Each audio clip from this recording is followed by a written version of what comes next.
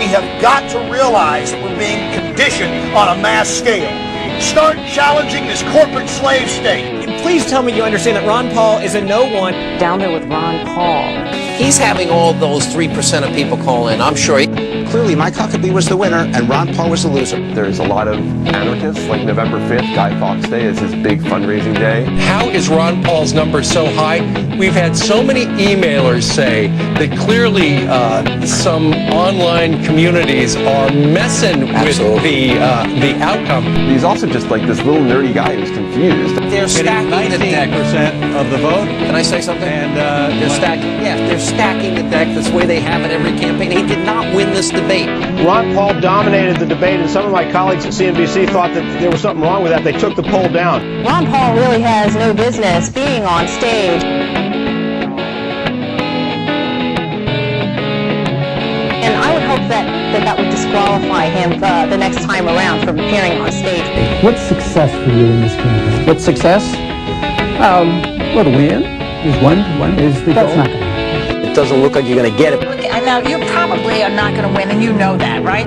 I think you got to say serious things, and you can't sound like Ron Paul.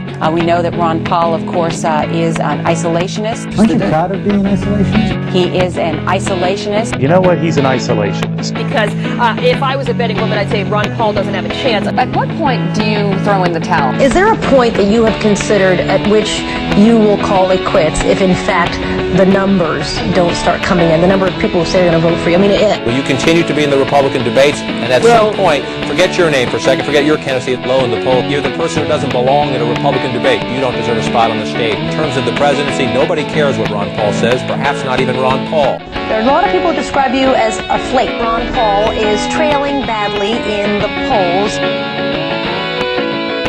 That is the central mode of control. Make us feel pathetic, small, so we'll willingly give up our sovereignty, our liberty.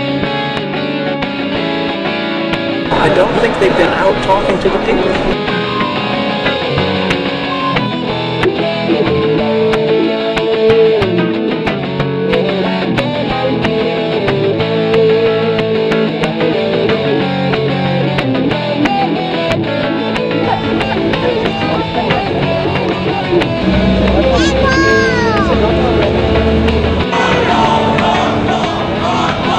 My email box, thousands and thousands and thousands of email. He's got a lot of yard signs. He's got a huge audience everywhere he goes. Ron Paul signs all over the campus. Hey, by the way, I just want to say about Ron Paul, I did a count in New Hampshire on the road.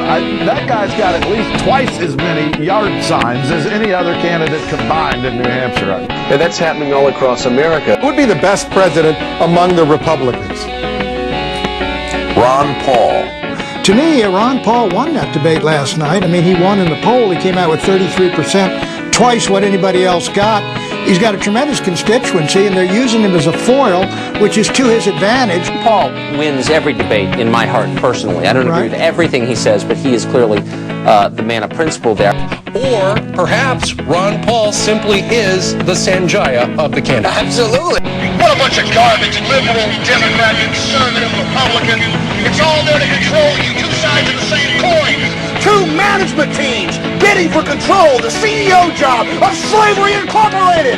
The truth is out there in front of you, but they lay out this buffet of lies. I'm sick of it, and I'm not going to take a bite out of it. Do you got me?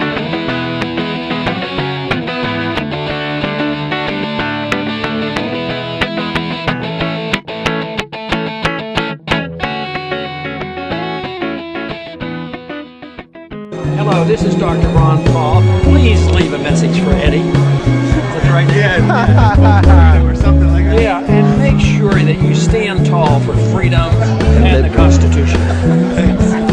Cheers. Now, Cheers for liberty. Are you a silly guy? Well, you know what? Cheers for liberty, my man.